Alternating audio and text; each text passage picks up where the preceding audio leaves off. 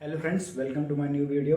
हम जानेंगे यूपीएससी के एग्ज़ाम पैटर्न कैसा होता है। मैं कुछ अपने स्टूडेंट्स के लिए बना रहा हूँ जिन्होंने मुझे बोला था बनाने के लिए उन्हें गाइडेंस चाहिए था यूपीएससी से रिलेटेड। पहले देखो यूपीएससी है क्या। UPSC stands for union public service commission. UPSC stands for union public service commission and it is an independent body which function is central recruiting agency. It is an central recruiting agency जो कि भारत सरकार के लिए IAS IPS जैसे पदों के लिए यह लोगों को रिक्रूट करती है। और it is created by the constitution of India from article 315 to article 223। UPSC related आपको आर्टिकल 315 से लेकर 323 तक सारे प्रोविजन आपको मिल जाएंगे।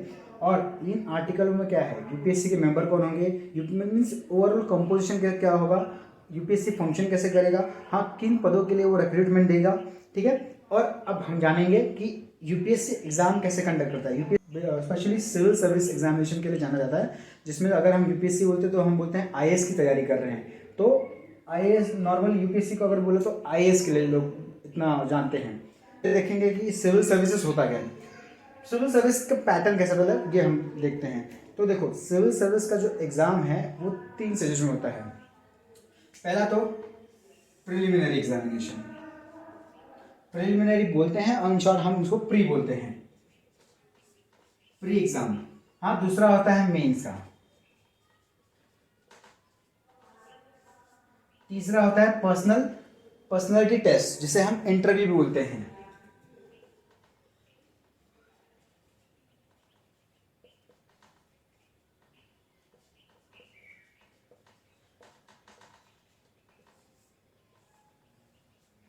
अब प्री में क्या है दोस्तों कि प्री में ना 2 पेपर होते हैं और ये प्री ना ऑब्जेक्टिव टाइप है, जहां पे आपको OMR शीट भरना होता है। लाइक ऐसे सर्कल 4 ऑप्शन दिए होंगे और आपको उस ऑप्शन जो राइट होगा उसको आपको ऐसा फिल करना होता है।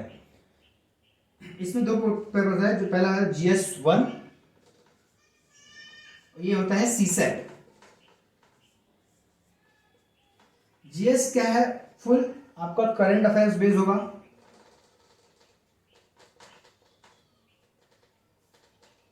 दूसरा, इसमें जो स्टैटिक्स क्वेश्चन भी होंगे, जैसे हिस्ट्री हो गया, ज्योग्राफी हो गए, science and tech, governance, polity etcetera. और ये देखो, इसमें ना टोटल 100 क्वेश्चंस होते हैं और ईच क्वेश्चंस 2 मार्क के होते हैं, जो कि टोटल मार्क्स कितने के लिए होगा, 200 मार्क। और इसके लिए इसमें कट ऑफ की जरूरत होती है। अगर इसको क्रैक करना है तो इसका कट ऑफ होता है। इसमें आपको नेगेटिव मार्किंग भी होती है।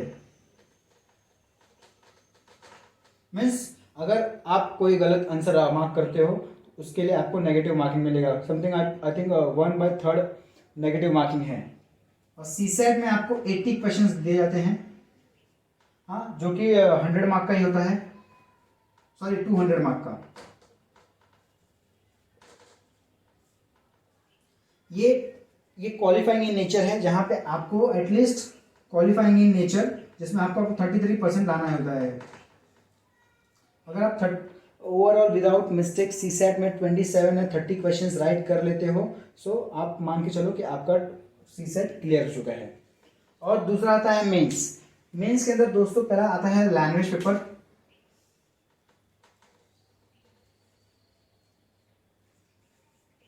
लैंग्वेज में एक इंग्लिश जो है कंपलसरी है।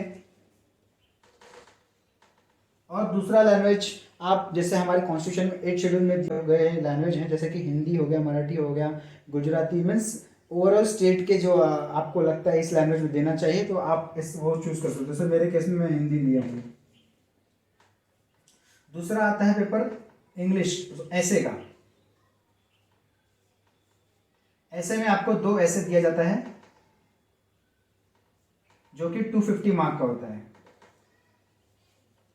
कितने मार्क का, 250। और जो ये इंग्लिश और हिंदी है, ये क्वालिफाइंग नेचर है, सेम एज अ सीसेट। इसको भी क्वालिफाई करना पड़ता है, सिर्फ इसके मार्क्स इसमें काउंट नहीं होते। फिर आते हैं जीएस के पेपर। जीएस में 4 पेपर होते हैं, GS1, GS2, GS3। हर एक पेपर आपके 250 मार्क के होते हैं। GS1, GS2, GS3, फिर आता है GS4। ये चारों पेपर आपके ईच 250 मार्क का। ये भी 250 मार्क का है, ये भी, ये भी, ये भी। इसमें आपको 20 क्वेश्चन दिए जाते हैं इस पेपर में, 20 क्वेश्चंस, और आपको सॉल्व करना होता है 3 आवर्स के अंदर। 20 क्वेश्चन 3 आवर्स। सेम यहाँ पे भी कंडीशन होता है, सेम यहाँ पे भी, सेम यहाँ पे भी। ये इसके आगे आता है दोस्तों ऑप्शनल का सब्जेक्ट।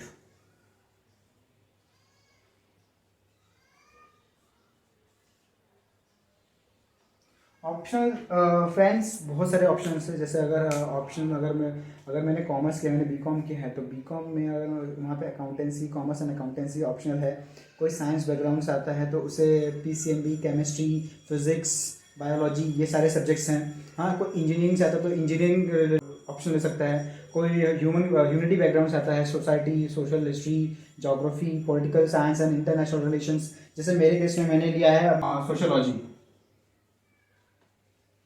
मेरा ऑप्शनल सोशोलॉजी है, जिसमें हर कोई भी हो ऑप्शनल, कोई भी हो, PSR हो, सोशोलॉजी हो, मैथ्स हो, हाँ, या कॉमर्स एंड अकाउंटेंसी, उसमें आपके 2 पेपर होते हैं, पेपर 1 एंड पेपर 2। ये दोनों के पेपर, ये भी 250 मार्क का है, ये भी 250 मार्क का है।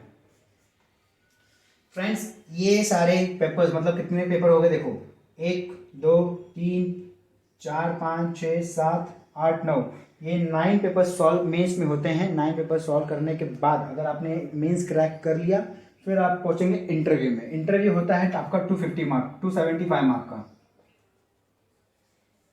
इंटरव्यू होता है आपका, 275 मार्क का। इसको क्रैक करने के बाद ओवरऑल जब रिजल्ट बनता है तो फिर आपके रैंक्स आता है, रैंक के हिसाब से।